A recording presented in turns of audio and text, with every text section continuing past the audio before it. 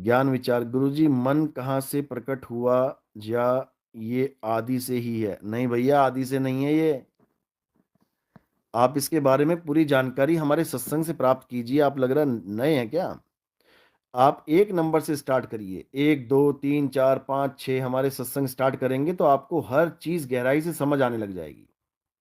एक एक चीज आपको समझ में आने लग जाएगी, क्योंकि हमारे जो सत्संग सीरियल वाइज सुनता है उसका हर चीज क्लियर होता जाता है, हर मैटर क्लियर। अच्छी तरह समझ लो इसको, हर मैटर क्लियर होता जाएगा, एक एक चीज आपको समझ में आती जाएगी। लेकिन कब? जब आप एक नंबर से स्टार्ट करेंगे तब। समझे?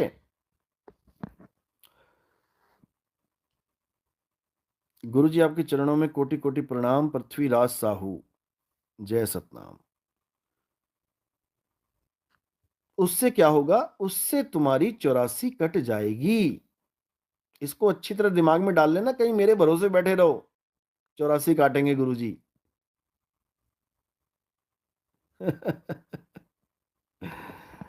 देखो, अच्छे से समझ लो। सेवा को दो ही भले, एक संत एक राम, और राम है दाता मुक्ति का, संत जपावे नाम। पहले तो ये समझ लो, इसका मतलब समझ लो।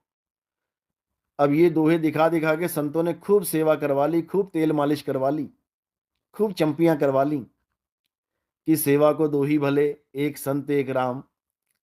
अच्छी तरह समझ लो, संत की सेवा क्या है, अच्छे से जान लो। संत की सेवा है उसके लक्ष्य में अपना योगदान देना। जो संत का लक्ष्य है, जो संत का लक्ष्य है उसको पूर्ण करना, वो है संत की सेवा। क्योंकि यहां संत कोई मालिशें कराने नहीं आए हैं कि संत बन गए हैं, क्यों? मालिश कर दो जी, पैर दबा दो जी, हाथ दबा दो जी, कंधे दबा दो जी। ये काम नहीं है। हाँ, कोई थक गया है चल चल के, कोई 20 किलोमीटर संत प्रचार करके आया है पैदल, अब उसका शिष्य अगर उसके पैर दबाता है, इसमें कोई दिक्कत नहीं है, क्योंकि वो भी एक इंसान है। संत कौन सा भगवान है भाई? वो भी एक इंसान है, उसके भी पैर हैं, उसके भी पैर हैं, वो भी सूज जाते हैं चल चल के कई बार। तो अगर उसके पैर दबा दिए किसी ने, अब ये मत कहना कि केवल आदमी दबा सकते हैं, कोई स्त्री भी दबा सकती है, उसकी शिष्या है, बहन है, बेटी है, जो भी है, वो भी दबा सकती है, कोई दिक्कत नहीं है। अब उसको भी कोई देख के कहे कि ले जी ये तो औरतों से पैर दबा रहा है, तो उसकी दृष्टि में दोष है, क्योंकि वो अभी तक आदमी और औरत से ऊपर नहीं उठ पाया है। जब तक तुम आदमी और औरत से ऊपर नहीं उठोगे तब तक तुम संत की सेवा कर ही नहीं सकते। लिख के ले लो, गारंटी के साथ। संत की सेवा वही कर सकता है जो अपने आप को एक जीव मानता है, परमात्मा का जीव। और संत को जीवों का मुक्तिदाता कह लो। क्यों? क्योंकि मुक्ति का भेद संत ही बता रहा है। संत भेद ना बताए तो कैसे मुक्ति होगी? हालांकि असली मुक्तिदाता जो है वो परमात्मा ही है, लेकिन एक ज्ञानदाता वो संत है। और ज्ञान से ही मुक्ति होगी, ज्ञान से विवेक बढ़ेगा, विवेक से सत्य सत्य का निर्णय होगा।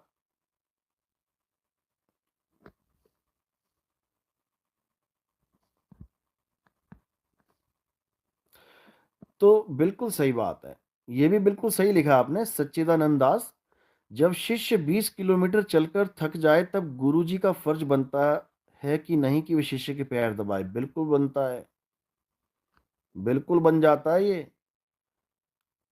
ऐसा नहीं है कि गुरु सेवा नहीं करते, इसको दिमाग से निकाल लो। गुरु भी सेवा करते हैं।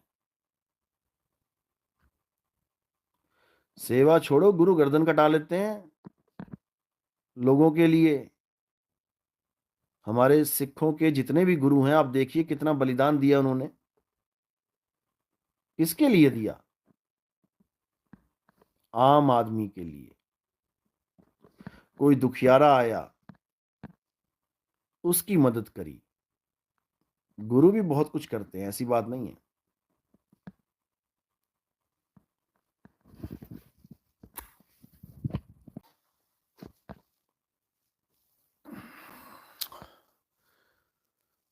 चार राम के ब्लॉग साहिब, आज एक वीडियो देखा, विरोधी बड़े खुश हो रहे थे। कोई बात नहीं, अच्छी बात है।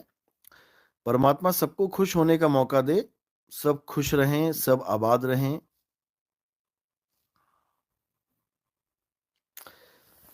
अगर कोई खुश होता है तो उसमें अपनी खुशी समझो, क्योंकि तुम में और उसमें कोई फर्क नहीं है। जो तू सो हम। नानक नाम चढ़दी कला, तेरे पाणे सरबद्दा पला। नानक साहब कह रहे हैं कि हे परमात्मा, इस सारी दुनिया का भला कर दो। अब सारी दुनिया का भला मांग रहे नानक, क्यों? क्योंकि उसी से उनका भला हो जाएगा। वो भी तो सारी दुनिया में ही एक है।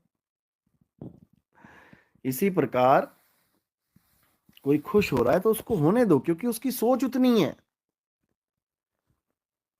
वो अपनी सोच से ऊपर नहीं उठ सकता, उसको उतनी ही सोच की बातों से खुशी मिल रही है।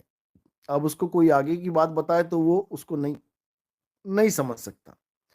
जैसे एक छोटा सा बच्चा होता है, आप उसके आगे कोई धार्मिक फिल्म चला दो, फिर देखो, धार्मिक फिल्म से, उस ज्ञान से आपको अत्यंत शांति मिल रही है, बहुत खुशी मिल रही है।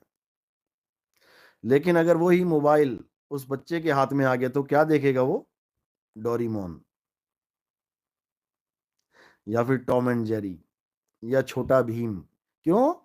क्योंकि उसकी सोच वहां तक ही है, वो उससे आगे नहीं समझ सकता बात को। तो जो लोग इन बातों में आनंद लेते हैं, उनको वहीं तक ही सीमित कर देता है परमात्मा। वो बेचारे वहीं रह जाते हैं। कबीर साहब एक वैश्या के साथ खड़े हुए। क्यों खड़े हुए? क्या कारण था? 64 लाख चेलों की मुक्ति हो जाती, नहीं होती तो बताओ।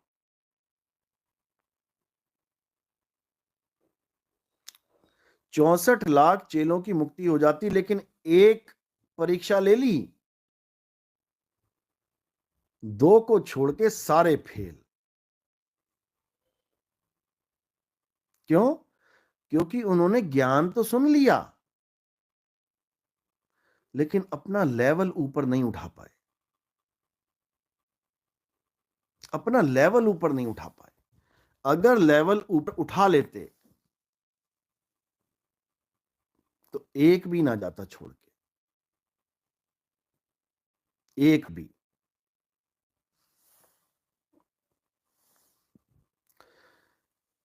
यही कारण है कि 64 लाख के 64 लाख दो को छोड़ के फेल हो गए।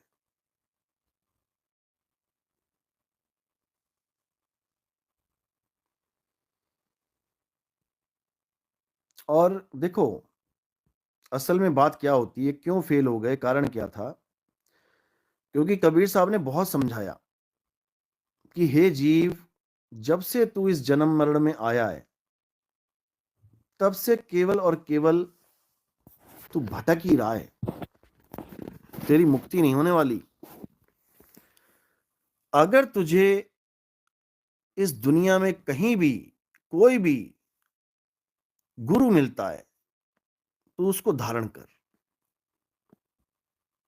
क्यों धारण कर? क्योंकि गुरु से ज्ञान मिलेगा, और ज्ञान से तेरी मुक्ति होगी।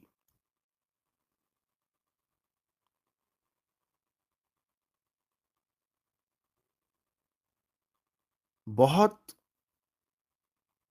इंपॉर्टेंट बात है ये, कि गुरु धारण कर, गुरु से तेरी मुक्ति होगी। अब केवल अपनी मुक्ति पे फोकस कर,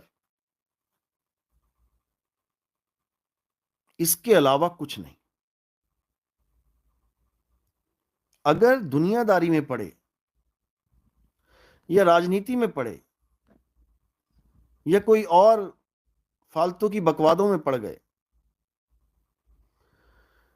तो मुक्ति मुक्ति तो होने वाली नहीं है मेरे भाई, भूल जाना।